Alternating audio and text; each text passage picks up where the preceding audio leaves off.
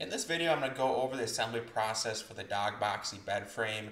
Here's everything that you receive, and there really is not much to it. All the tools that you need are supplied, and everything is nicely labeled with instructions on how to connect it all.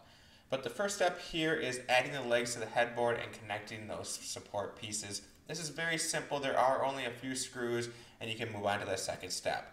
So now the second step is connecting the outer support of this bed frame. It's very easy. There's just 2 screws in each of the 4 corners, and this step is complete. At this point, you can add the LED lights to your headboard and baseboard if you like.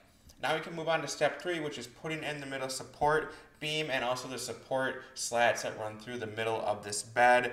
One thing I like is that the slats are screwed down into the bed frame, so they are very secure, and they also don't rattle around at all, so this bed frame is completely silent. But just like that, your frame is fully complete. Not only does it have LED lights on it, it also has a USB and lightning charging port at the headboard for your convenience. The lights are very cool.